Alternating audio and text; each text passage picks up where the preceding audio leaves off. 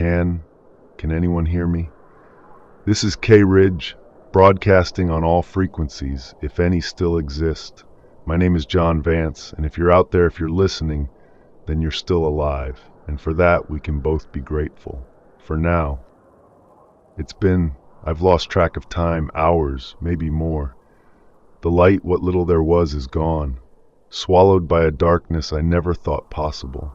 They called it a supervolcano, a sleeping giant. We scoffed, we made jokes, we built our lives on its crust, oblivious. Now the giant's awake and it's devouring everything. My watch says it's 3:17 p.m., or what was 3:17 p.m. back when the sun shone. I don't know if it's still afternoon or if it's perpetual night now. The last time I saw the sun, it was a bruised orange smear through a sky turning gray. Now it's just black, like permanent midnight. Only the faintest, eerie glow from the monitors in here gives me a sense of what's what. It started subtly, as these things often do. For weeks, the ground had been restless. Not just the usual seismic jitters we got used to around here. This was different. A deep, resonant hum that vibrated through the soles of your feet, through the very foundations of the buildings. Tourists, even the locals, brushed it off as just Yellowstone being Yellowstone. Old faithfuls getting excited, someone would joke. I even made light of it on my morning show. More rumblings than my stomach after a chili cook-off, I'd quipped. God, the irony now twists in my gut like a knife. Then the geysers started acting up, erupting erratically, spewing steam and boiling water higher, sometimes more violently, sometimes just a sluggish gurgle for hours, then a sudden explosive burst. The ground around them, especially near the Norris Geyser Basin, started to swell and crack. Roads buckled, small fissures appeared in the pavement, smelling of sulfur and something else, something deeper, more primeval. The Park Service closed off more and more areas. They put out advisories, but they were cautious, almost timid. No one wanted to cause a panic. We had an economy here, a way of life built on this natural wonder. I remember that morning clearly. It was a Tuesday. I was just finishing my shift, heading out of the studio, the last bits of the morning news cycle fading from my mind. The air felt heavy, like before a huge thunderstorm, but without the humidity, a metallic tang on the tongue. And that hum, it wasn't just a hum anymore, it was a groan, a deep, agonizing sound from the earth itself. The windows in the studio were rattling, not with wind, but with a low-frequency vibration that made your teeth ache. My phone rang. It was Sarah, my ex-wife. She was in Boise, Idaho, visiting her sister. We hadn't spoken much since the divorce, just curt, transactional calls about our daughter, Lily. Lily, I can still hear her laughter. Sarah's voice was clipped, anxious. John, are you feeling that? What's going on? She knew I was in West Yellowstone. She knew what was under us. I tried to reassure her, even as my own heart hammered against my ribs. It's just seismic activity, Sarah. Park Service is on it. Nothing to worry about. A lie. A desperate, pathetic lie. I heard her sister in the background telling her to get in the car to leave. I told Sarah I'd call her back. I never did. Then came the jolt. Not a tremor. A seismic punch. The building around me bucked like a wild bronco. Desks slid, equipment crashed. I was thrown against a wall, the air knocked out of my lungs. The lights flickered, died, then sputtered back on, dim and sickly. Alarms started blaring from every direction, car alarms, building alarms, a cacophony of terror. People screamed. I stumbled out of the studio, into the main reception area. Dust was already falling from the ceiling, a fine, gritty powder. Outside, through the shattered plate glass window, the sky was changing. It was happening. That's when the sound hit. It wasn't just a roar. It was every sound, magnified 1,000 times, compressed into a single, deafening wave. a deep, guttural growl that tore through the air, through your bones, through your very soul. It was the sound of a planet ripping itself open. The ground beneath me heaved again, violently this time. I saw the famous West Yellowstone archway just down the street shimmer, and then it wasn't there. It had been swallowed. I didn't think, I reacted. Years of emergency drills, years of listening to disaster reports, they all coalesced into a single instinct. Get out. Not out of the building, but out of town. I had my old pickup truck, a beat-up Ford F-150, parked right outside. The air was instantly thick with ash. Not dust, but volcanic ash. Fine, abrasive like powdered glass. It smelled like sulfur and ozone and burning rock. It clogged my nostrils, burned my throat. I pulled my shirt over my face, stumbled through the chaos. People were running, screaming, falling. Cars were careening into each other, horns blaring pointlessly into the growing darkness. The sheer force of the eruption was creating its own wind, a hot, suffocating gale that pushed me backward. I remember seeing Miss Davison, the sweet old lady who ran the diner down the street, staring up at the sky, her face contorted in a silent scream, a thick layer of gray already dusting her white hair. Her hands were clutching a small framed photo, her grandson probably. Then a crack, a terrifying shriek from above, and the entire roof of the diner imploded inward, not with a crash, but with a dull, wet thud. She was gone, just like that, dissolved into the swirling vortex of ash and pulverized rock. I kept moving. My truck was still there, miraculously. I fumbled with the keys, my hands shaking so violently I almost dropped them. The engine coughed, sputtered, then roared to life. A blessing. An absolute miracle. Ash was already piling up on the windshield, reducing visibility to zero. I slammed the wipers on, but they only smeared the gritty powder, scratching the glass. I threw the truck into reverse, barely missing a lamppost that swayed violently before snapping at its base. The entire street was a nightmare. Cars abandoned, some on their sides, some slowly sinking into what looked like quicksand where the ground had liquefied. The air was a maelstrom of flying debris, signs, tree branches, even what looked like parts of houses. My goal wasn't just to escape the immediate blast zone. My goal was the radio station. My station, K Ridge. It was a mile or so west of town, perched on a small ridge, built with reinforced concrete, designed to withstand, well, not this, but it was designed to be a broadcast hub, a place to communicate even when everything else failed. It was the only place I knew where I might find a working power source, a transmitter, a microphone, a way to scream into the void. Driving was an act of pure desperation. I could barely see. The ash was relentless, coming down like a blizzard of sandpaper. The sky was an unimaginable black, lit only by flashes of volcanic lightning, jagged electric bolts that tore through the ash cloud, illuminating the apocalyptic landscape for a terrifying split second. It wasn't the kind of lightning you see in a storm.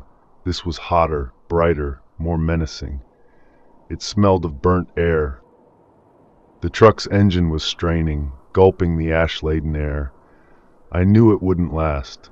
The fine particles would seize up the filter, grind the cylinders, kill the engine. It was a race against time, against the very air I breathed. I drove blindly, following what I hoped was the road. I knew this area like the back of my hand, every curve, every dip. Now it was unrecognizable. Trees, once towering pines, were snapped like matchsticks, their needles already coated in thick gray. Houses were flattened, reduced to heaps of rubble beneath the accumulating ash. At one point, I had to slam on the brakes. A family. A mother, shielding two small children, huddled by the roadside. They were covered in ash, barely visible. The mother looked up as my headlights cut through the gloom, a fleeting moment of hope in her eyes. I hesitated. My truck was packed with emergency supplies I'd foolishly kept in there: blankets, water, some canned food. There wasn't much space, but I could take them. I should take them. But then the ground shook again. A fresh wave of ash, thicker, hotter, slammed into the truck. A building just ahead of them, a motel, shuddered, groaned, and began to collapse. I heard the mother's choked cry. My foot, almost unconsciously, pressed the accelerator. I drove past them. And I left them. The memory of her face, of her small, terrified children, it's a lead weight in my stomach. What could I have done? One truck, miles to go. Would I have saved them, or just condemned all of us? I don't know. God forgive me, I don't know. But I left them. And that thought, it will haunt me until the last ash settles. The silence that followed was almost worse than the roar. The screams had died down. The alarms had faded. Just the grinding of my engine and the relentless hiss of ash on metal. And the growing realization, this wasn't just a natural disaster. This was the end of a world. The sky was not just dark. It was a physical presence, pressing down, suffocating. The air was turning to cement. I finally saw it, the silhouette of the K Ridge Tower, barely visible through the gray curtain, an impossible needle against the blackness. The access road was almost impassable, choked with fallen debris and a foot or more of ash. I had to ditch the truck a quarter-mile out. The engine was dying anyway, spitting and wheezing its last. I grabbed my emergency backpack, water, a few protein bars, a solar-powered flashlight, and almost instinctively, a small, battered photo of Lily from my glove compartment. I shoved it deep into my pocket. The walk to the station was a surreal slog. Every step sank deep into the fine, warm ash. My lungs burned. My eyes stung. The air filtration mask I'd managed to find in the truck offered scant protection. The fine particulates bypassed it, settling in my throat, my eyes, my hair. The station doors were jammed with ash, but the emergency access hatch, though buried, opened. I pulled myself through, coughing, spitting. The air inside was blessedly clear, though stale. The emergency generators had kicked in, a faint hum, the familiar glow of the studio lights. It was a tomb, but it was my tomb, and it had a microphone. I made my way to the broadcast booth. The main console was intact, some monitors shattered, but the core system was miraculously powered. My hands, still shaking, flew over the controls. Power to the transmitter. Check. Microphone activated. Check. Frequencies set. All of them. Just in case. Then I paused. What do you say? What do you say when the world outside has ended? When you're broadcasting into a darkness that might never lift? I took a breath, a ragged ash-filled breath, and I spoke. Can anyone hear me? This is K Ridge broadcasting on all frequencies, if any still exist. My name is John Vance, and if you're out there, if you're listening, then you're still alive. And for that we can both be grateful. For now. That was my opening, the first words of what might be the last broadcast. The silence on the other end was deafening, yet somehow I felt a connection, a thread, a desperate, fragile hope that someone, somewhere was listening, that I wasn't entirely alone in this. The eruption itself, a supervolcano. It's not like a regular volcano. It's not a cone-shaped mountain spewing lava. Yellowstone is a caldera, a massive crater left by previous mega eruptions. What just happened was the magma chamber, a colossal underground reservoir of molten rock, finally breached. The ground above it, miles across, simply collapsed inward. Imagine a pressure cooker, but the lid is the entire Yellowstone National Park. And that lid just blew. The immediate effect is what they call pyroclastic flows. These are superheated clouds of ash and volcanic rock that travel at hundreds of miles per hour. Anything in their path is incinerated, vaporized. Luckily, the station is just outside the immediate pyroclastic flow zone, or I wouldn't be speaking to you. But the ash is everywhere. Billions of tons of it ejected into the atmosphere. This isn't just dust. It's pulverized rock, silica, glass shards. It's abrasive, electrically charged, and it's blanketing everything. The sky, as I said, is black. The ash has blotted out the sun entirely. They called it volcanic winter. Now I understand. The sunlight won't be reaching the surface for a long, long time. Temperatures will plummet. Already the warmth from the initial blast is fading, and a chilling cold is seeping into the studio. I'm grateful for the thick walls, for the emergency heaters, but how long will they last? This ash isn't just falling, it's accumulating. Every minute, more of it settles. It's heavy. It's crushing roofs. It's choking rivers. It's burying roads. Any vehicle left outside, any structure not built to withstand an incredible weight, will be flattened. The weight of it alone is enough to suffocate this landscape. And then there's the air.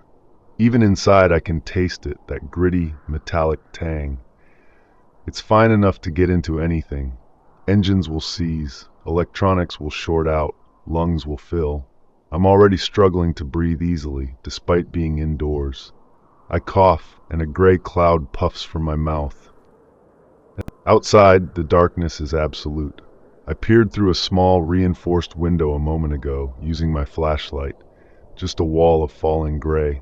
The landscape that was once a vibrant forest, teeming with wildlife, a monument to nature's beauty, is now a desolate, monochrome wasteland. Buried, lost. I try to imagine what's happening beyond this valley. Beyond Montana, beyond Idaho. The wind, it carries the ash, miles, hundreds of miles, thousands of miles. It will spread across the continent. It will reach the oceans. This isn't just a regional disaster, this is global. The climate will change, crops will fail, a dust bowl, but with an abrasive, toxic dust. I think of Lily. She's in Boise. Is she safe? Did Sarah get out? Did they listen to the advisories, the increasingly urgent warnings about evacuation zones? Boise is a few hundred miles from here. It might be outside the immediate, devastating pyroclastic zone. But the ash, it will reach them. It will reach everyone. My personal conflicts, they seem trivial now against this backdrop. A messy divorce, a daughter I didn't see enough, missed opportunities, regrets, all those petty squabbles, the arguments over bills, the unspoken resentments, they're dust now. Literally. The only thing that matters is survival, and perhaps if there's any meaning left, to be a voice, to tell someone, anyone, what happened, to bear witness. The hum of the generator is a constant companion, a low, reassuring thrum in the oppressive silence. But it's also a reminder of our finite resources. Fuel. How much do we have stored? How long can I keep this going? Will anyone even hear me in an hour, or will the ash choke out the last signal? I'm already feeling the eerie effect. The world outside is dead. No birdsong, no traffic, no human chatter. Just the hiss of ash, like the breath of some colossal unseen beast. It's a primal fear, the dread of utter isolation, of being the last one. But then a flicker, a thought. If I'm broadcasting, then I'm not alone. Not yet. I have a mission, to keep talking, to be a beacon, however faint, in this new, terrifying night. This is John Vance, K-Ridge, and I'm still here.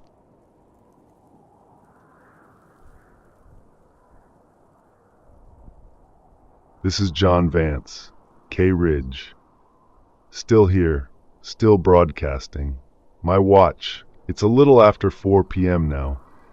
Or what passes for 4 p.m. in this endless night.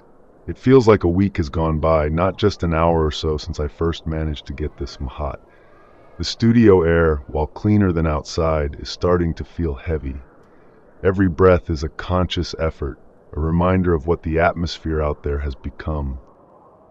The absolute profound silence beyond the thrumming generator is the most unsettling thing. It's not just quiet, it's a void. No wind through trees, no distant car, no hum of power lines, no animal cries. Nothing.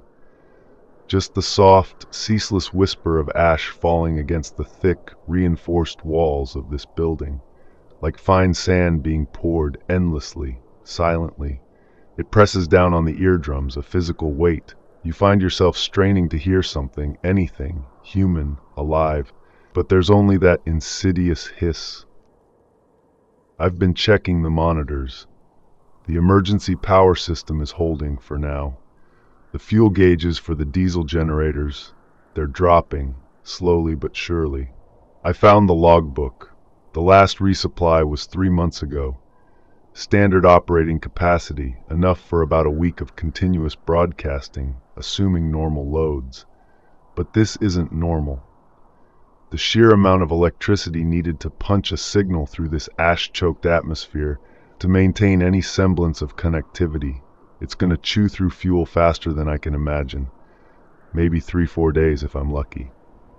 After that, silence. Absolute, complete, final silence from this end. I tried to peer through that reinforced window again. It's like looking into a nightmare.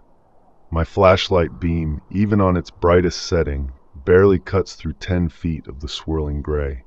It's denser now, a suffocating blanket. The world outside is unrecognizable. I can't even tell if the ground is still flat or if it's an undulating landscape of newly formed ash dunes. The trees I passed earlier, the ones that were just snapped, they must be buried now. Swallowed by the earth's fury. The cold, it's becoming palpable. Inside the station, the emergency heaters are struggling. It must be dropping fast outside. Before, when the sun was out, it was in the high 60s Fahrenheit. Now I'd guess it's already plunged to freezing or below. This isn't just night, it's a global temperature plunge. The scientific models, the ones we used to scoff at during our news briefings, talked about this volcanic winter. The aerosols, the sulfur dioxide released during the eruption, they'll mix with water vapor in the stratosphere, forming tiny sulfuric acid droplets. These droplets, along with the vast amount of ash, will block out solar radiation. It's like a giant sunshade, and the effect is immediate and devastating. Imagine a sudden, permanent winter, but with a sky that never clears. I remember a conversation with Dr. Evelyn Reed, a volcanologist from the USGS, about a year ago. She was always calm, precise, almost eerily so when discussing the possibility of a Yellowstone eruption. She said the ash would be the real killer. Not the lava, not even the immediate pyroclastic flows, but the ash. She explained that it's mostly pulverized rock, very fine silica, like powdered glass. When you breathe it in, it forms a kind of cement in your lungs. Silicosis. It clogs air filters in cars, jet engines, anything mechanical. That's why my truck died. It's why anything with an internal combustion engine is now effectively useless. The world just lost its mobility. How will anyone get help? How will aid arrive? It won't. Not like this. And the weight of it. Dr. Reed mentioned that a cubic foot of volcanic ash can weigh over 60 pounds, especially when wet. And it's still falling. Imagine feet of that, piling up on roofs, on bridges, on roads. Houses will collapse under the strain. Already I saw structures crumbling. The sheer mass of it will alter the landscape, create new valleys, new hills. Rivers will be dammed, flood.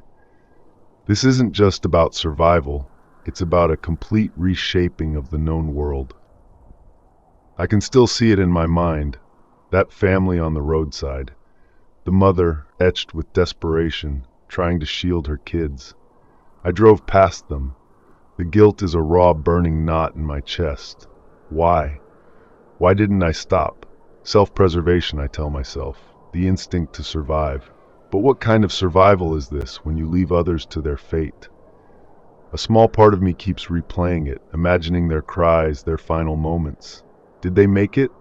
Did they find shelter before the ash buried them, or did the motel fall on them? The not knowing is its own special torment. Lily, would she be proud of me, or would she be ashamed? That thought, that specific thought, cuts deeper than any physical pain. I'm trying to ration my supplies. 2 protein bars left, 1 bottle of water. This studio has an emergency kit, thankfully, but it's for a few hours, maybe a day or two, not an indefinite apocalypse. I need to find the main storage room, see what's there. But the thought of leaving this chair, this microphone, even for a few minutes, feels like abandoning my post, like cutting the last thread. The air pressure inside the studio feels slightly off. It's not just the external from the ash, but something else, a subtle change in the atmosphere. The massive amount of gas released, carbon dioxide, sulfur dioxide, hydrogen sulfide, it's not just blocking the sun, it's changing the very composition of the air. Outside, it's a death sentence. Here, it's just a matter of time before the filters clog, before the air grows stale and toxic. I wonder about the livestock, the elk herds, the bison in the park. They wouldn't have stood a chance in the immediate pyroclastic flows. But those further out, the ones who survived the initial blast, lost in the darkness, suffocating on the ash, starving as the vegetation is buried. A mass extinction event playing out in real time. The thought is chilling. This is the ultimate predator, the planet itself, shedding its skin. I keep checking the emergency lights around the studio. They're running on batteries, back up to the generator. Their glow is weak, casting long, dancing shadows that make the familiar room seem alien, menacing. Every creak of the building, every groan of settling ash on the roof makes me jump. My nerves are frayed, stretched taut like violin strings. Paranoia is a close companion now. Is the building stable? What if the roof collapses? What if a fissure opens right under the station? My mind drifts to Boise, to Sarah and Lily. They were supposed to fly out to California the next day. Did they make it to the airport? Was it even open? Airports would be a nightmare. Ash in the engines, on the runways, blinding pilots. No, air travel would have stopped almost immediately. So they were probably still in Boise. I picture Sarah's house, nestled in the foothills. Safe, usually. But now, would the ash cloud reach them thick enough to collapse their roof? To choke their streets? My daughter Lily. Is she scared? Is she asking for me? That thought is the hardest to bear. My little girl perhaps terrified and confused, and I can't reach her. I can't tell her it's going to be okay, even though I know it's a lie. The silence outside and the relentless gray are playing tricks on my mind. I hear phantom sounds, distant sirens, the murmur of voices, laughter. Then the ash hisses, and reality floods back in, cold and sharp. This is my reality now, just me, this microphone, and the encroaching darkness. I need to save power. So I can't talk endlessly. I need to conserve my voice too. But I also need to make sure this signal is getting out. I owe it to whoever might be listening. I owe it to myself. To acknowledge that this is real. This is happening. This is John Vance, K Ridge, still here, still trying to make sense of a world that just turned itself inside out. The sun is gone, the sky is a tomb, and the night is deepening minute by agonizing minute. Stay safe if you can.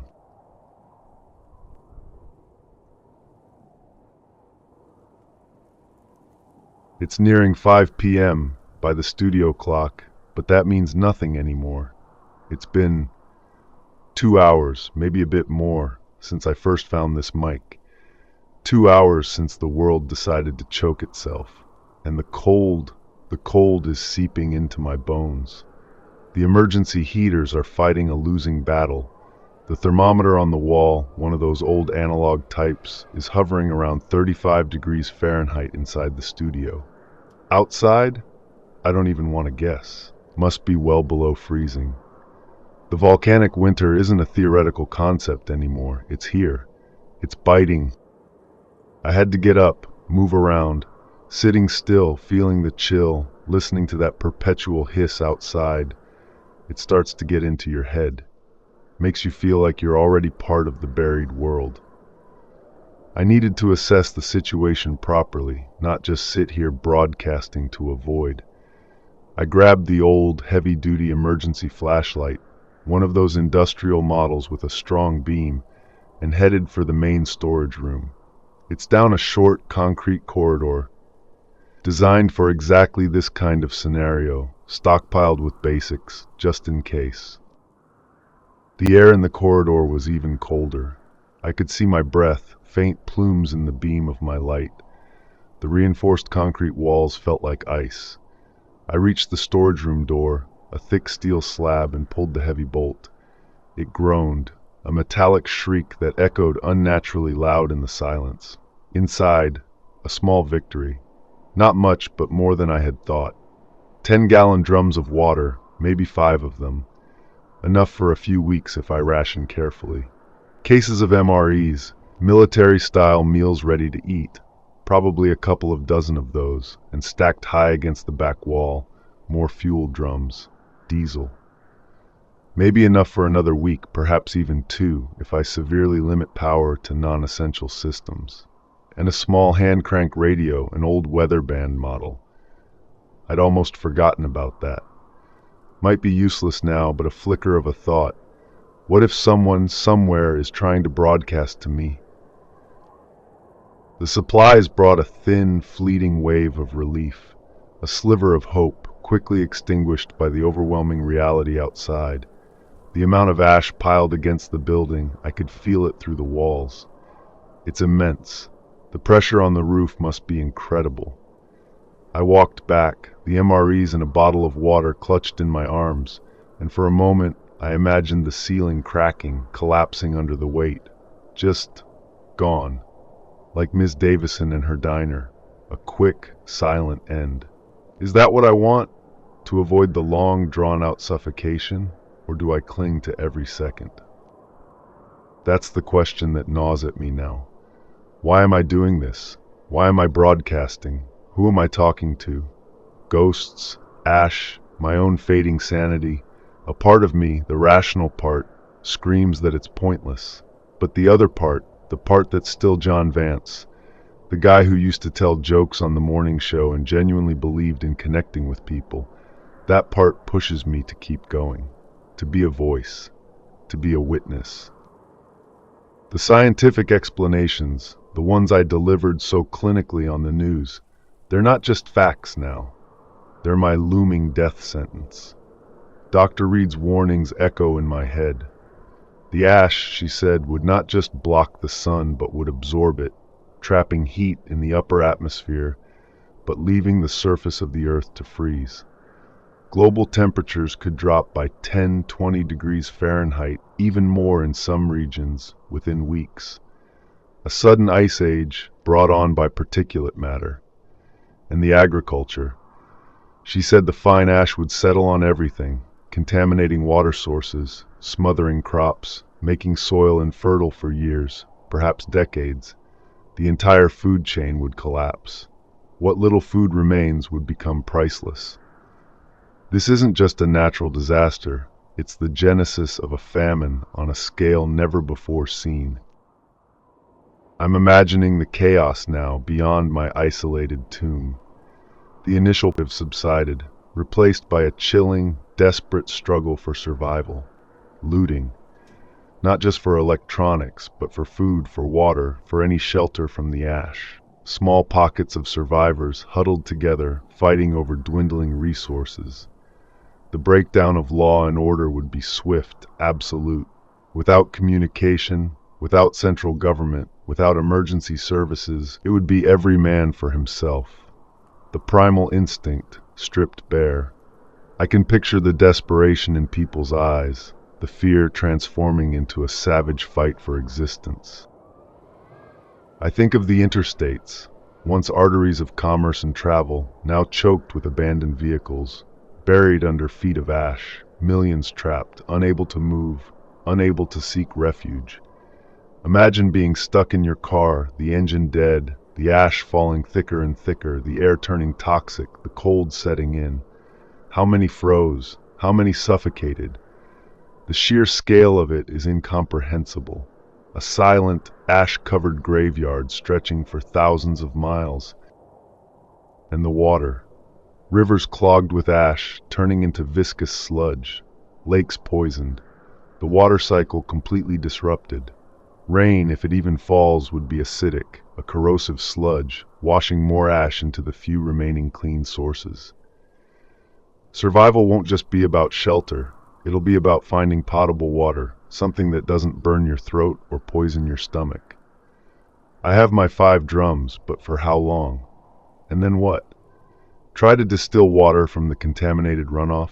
That's a death sentence. My own body is starting to protest. My throat is raw, every swallow painful. My eyes itch and burn, even after I've rinsed them with what little clean water I can spare. I keep coughing, a deep, hacking sound that rattles my chest. It's that ash, I know it. Getting into everything, even here. The air filters on the station's ventilation system must be working overtime, struggling against the microscopic invasion. How long until they fail? Until the air in here becomes as lethal as the air outside.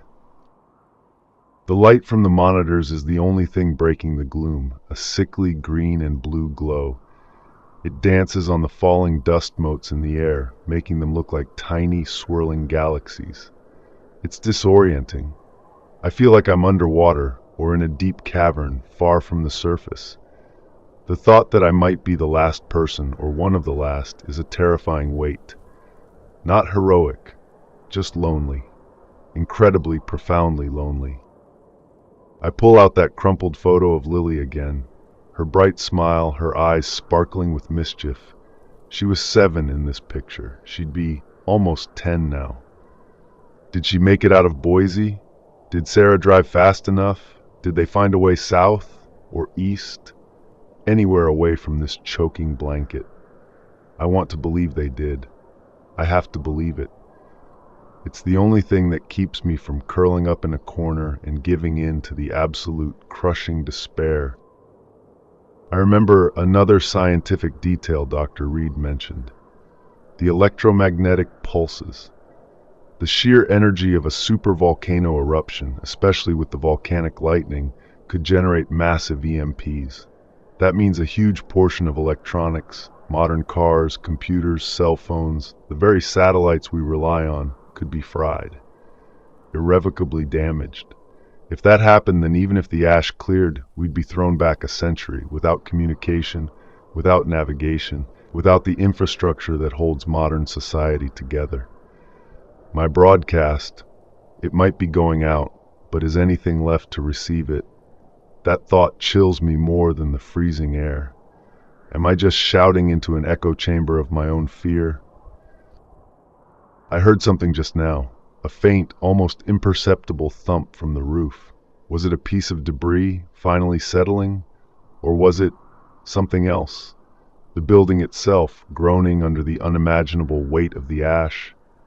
I hold my breath, straining my ears against the hiss.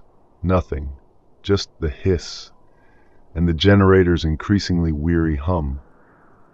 My mind is playing tricks on me. That's the first sign, isn't it? The beginning of the end of sanity. The dread is like a cold hand, clenching around my heart.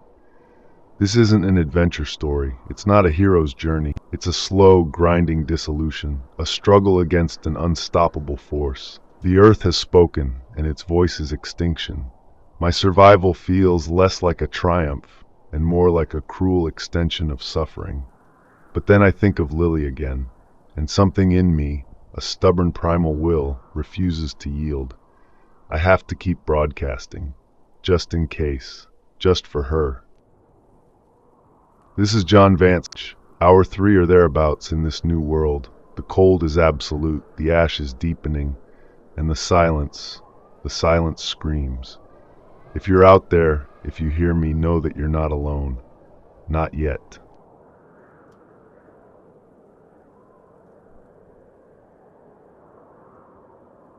This is John Vance, K Ridge. It's pushing 6 p.m. now, maybe a little past. The last time I glanced at the clock, it seemed to be mocking me. 6 o'clock. Dinner time, usually. Family time. Now it's just another arbitrary mark in this endless, suffocating night. The temperature inside the studio has dropped further. My fingers feel stiff on the console, and I'm bundled in every spare jacket I could find in the supply room. It's probably down to 30 degrees Fahrenheit, maybe colder. My breath hangs in the air. The emergency heaters are putting out next to nothing now. They're struggling. Everything is struggling. The hand crank radio I found. I tried it. For a good 15 minutes I cranked that handle until my arm ached, scanning every band. Nothing. Just static. More static than usual. The ash in the atmosphere, it's not just blocking sunlight, it's disrupting radio waves. The sheer density of the particulate matter, combined with the electrical charges from the volcanic lightning still flickering out there, it's creating a chaotic electromagnetic interference field. My signal, even at full power, must be fighting through a wall of electrified grit. And any signal trying to get to me would face the same impenetrable barrier. It felt like shouting into a pillow, or worse, into a black hole. It confirmed what my gut already knew. I am truly alone. My broadcast, a desperate monologue into the void. I forced myself to eat one of the MREs. Freeze-dried beef stew. It tasted like ash, or maybe everything tastes like ash now. It went down like cardboard, but the calories are vital. Every bit of energy is precious. I sipped sparingly from my water bottle. The 5-gallon drums in the storage room are a lifeline, but they represent a finite countdown. Every drop consumed, every flicker of the generator, every second I stay on air brings me closer to the absolute end. That's the real dread now, not the immediate cataclysm, but the slow, agonizing depletion. The knowledge that the end isn't a sudden flash, but a cold, quiet fade. I keep thinking about the infrastructure, the power grid, completely gone. Thousands of miles of power lines would be snapped by the ash weight, shorted out by the electrical discharge, or simply buried. There will be no electricity for anyone.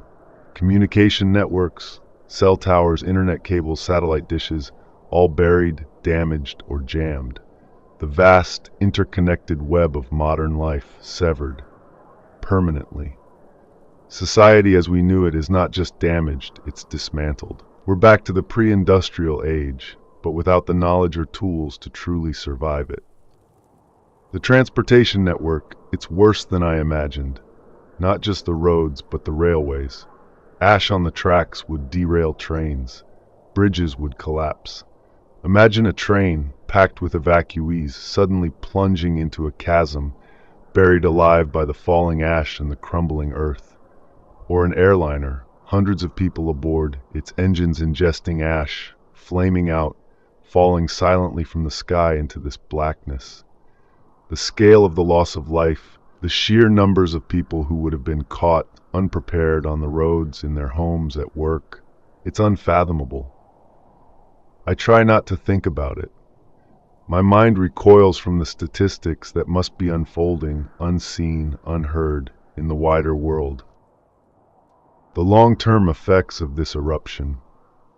Dr. Reed talked about it in hushed tones, almost like she was describing a mythological apocalypse.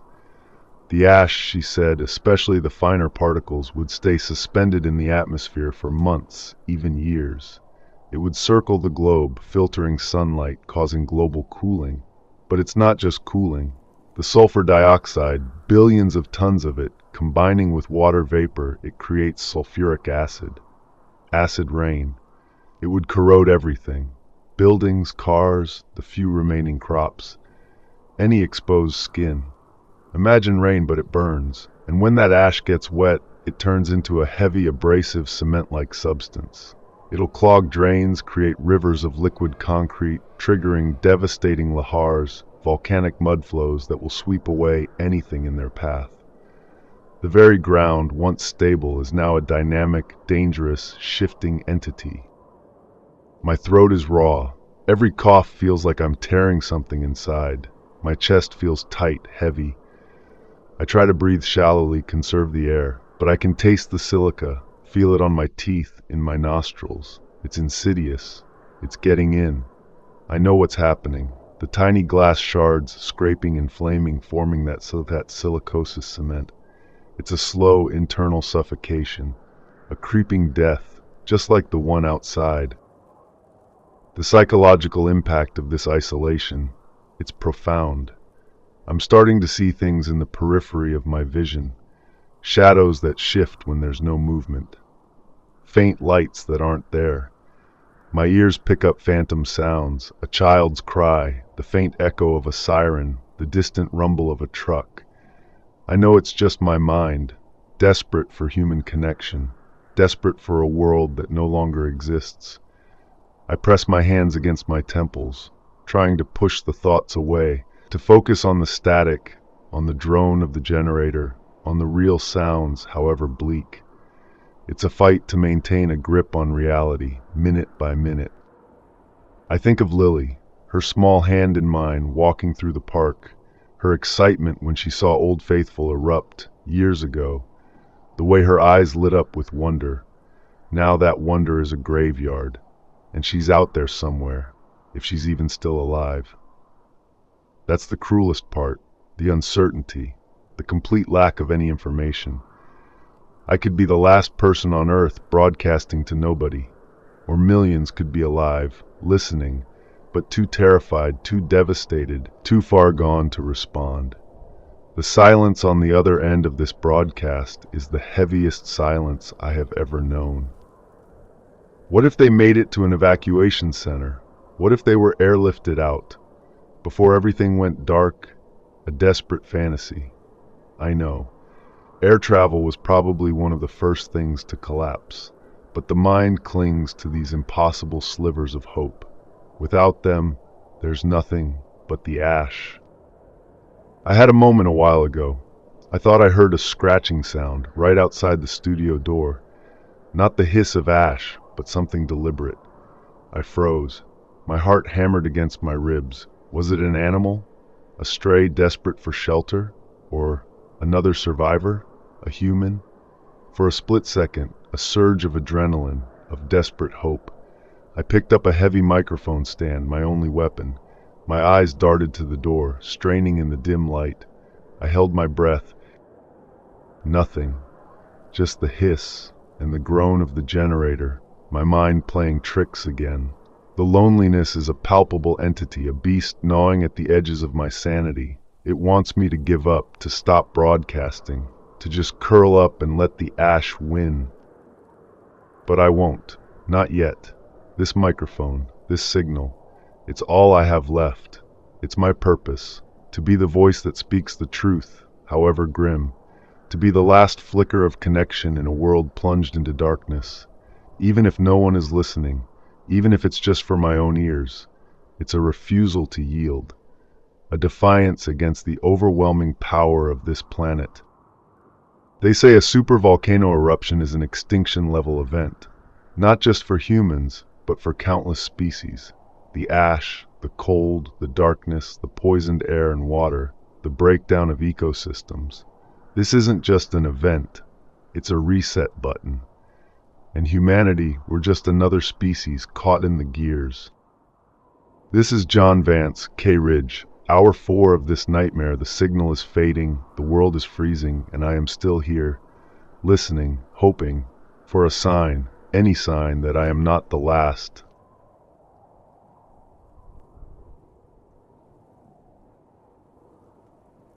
This is John Vance, K Ridge. It's close to 7 p.m. now, or it was.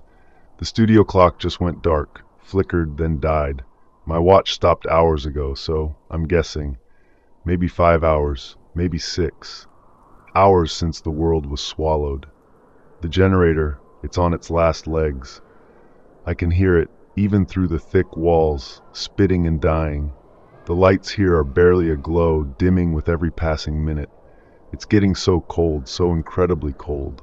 My hands are numb. My teeth are chattering. I found a thin emergency blanket, wrapped it around myself, but it's like trying to stop a blizzard with a tissue. I stumbled back to the storage room a while ago. The fuel drums. They're almost empty. There might be enough for an hour? Maybe less. Just enough to power this final, desperate act. The air in here is thick now. My throat burns with every inhalation, and the coughing fits are relentless. I can feel the weight of it in my lungs like concrete setting. This isn't just exhaustion, it's the ash finally claiming its due. I'm breathing a graveyard.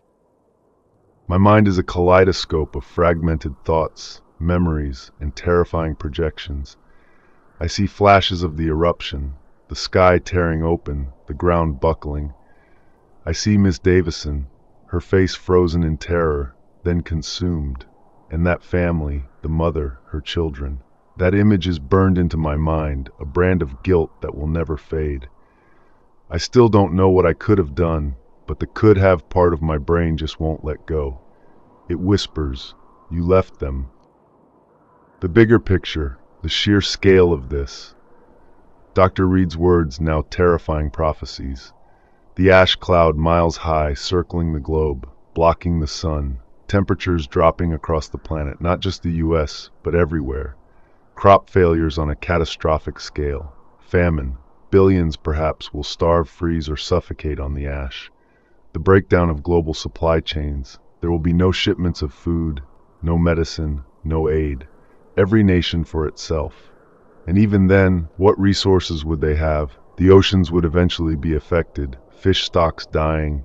Their delicate ecosystems poisoned by the ash, the world's lungs, the forests buried. It's an irreversible cataclysm. We weren't just knocked down, we were pulverized. I'm thinking about the psychology of it now, the chaos, the absolute unthinking panic that must have gripped cities further out as the ash began to fall, as the darkness descended. People fighting, trampling each other, desperate to find an escape that didn't exist. Then the slow, creeping dread as supplies dwindled, as the cold bit deeper, as the light never returned. The breakdown of empathy, the rise of primal savagery. Not just a struggle against nature, but a struggle against our own worst selves. How many acts of kindness, how many acts of cruelty were unleashed in those first hours? How many moments of selfless heroism, how many instances of brutal opportunism? I will never know. None of us will. The silence outside this building is no longer absolute. I can hear it now faintly through the struggling hum of the generator. A low, grinding, groaning sound. The building itself. It's settling. The sheer unfathomable weight of the ash on the roof and pressing against the walls. It's immense. The reinforced concrete, designed for hurricanes, for earthquakes, but not for this. Not for a permanent, crushing blanket of pulverized rock. Every creak, every groan, sounds like a death knell. It's only a matter of time before it gives, before this tomb becomes my grave. My eyes are gritty, and my vision is blurring around the edges. Fatigue and the ash. My head pounds with a dull ache. I know I should lie down, conserve what little strength I have, but the thought of letting this mic go silent, it's unbearable. This is my defiance, my last stand. I pull out Lily's picture again. It's smudged with ash from my fingers. I try to wipe it clean, but the grit is everywhere. Her smile still bright despite the dust. Did she feel the earthquake in Boise? Did she see the sky turn black? Is she shivering, scared, asking for her dad? The idea that she might have gone through that she might be enduring this, is the only thing that brings tears to my eyes. And even those tears burn, mixing with the ash in my eyes. The silence from the outside is also broken by something else now. A faint, distant crackling, not static from the radio. Something organic, like dry wood splitting or rock fracturing. The earth is still moving, still settling. The caldera, having blown its top, is still shifting, collapsing, breathing its last toxic breaths. This is not over. The initial eruption was just the beginning. The aftermath, the long, slow, agonizing death of a continent, is now unfolding. I remember reading about the previous Yellowstone eruptions, tens of thousands of years ago, hundreds of thousands of years ago. They reshaped the landscape entirely. They caused global cooling events that lasted for centuries. They led to mass extinctions. We, humanity, we thought we were so advanced, so powerful. We thought we had conquered nature. This is nature's answer. A stark, brutal reminder of our insignificance, of our fragile place on this living, breathing, and sometimes terrifyingly dying planet. I had a moment of clarity just now, a profound, chilling realization.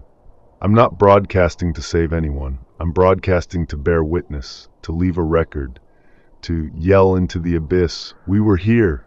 This is what happened," even if the message is never received, even if it's just absorbed by the endless ash. It's a primal scream for meaning in the face of absolute annihilation. It's for Lily, so that maybe, somehow, someday, she might know her dad didn't just give up. The lights in the studio are flickering faster now. One of the monitors just died, its screen going black with a soft pop. The hum of the generator has become a series of violent chugs, each one threatening to be its last. My time is running out. This is it, the end of K Ridge, the end of John Vance, the end of this broadcast. I force myself to take a deep breath. It's thick with ash, burning my lungs. I look at the microphone, this last fragile link to a world that no longer exists. This is John Vance, K Ridge. My name is John Vance, and I'm still here. Or I was. The generator, it's dying. The lights are almost gone. The cold, it's absolute. The ash, it's everywhere. It's winning. If you are out there, if you are listening, remember this. Remember the silence. Remember the darkness. Remember Yellowstone. Remember what happened. And if you somehow make it through this, remember to live. For all of us who didn't, remember Lily. My Lily, I love you. Baby girl always.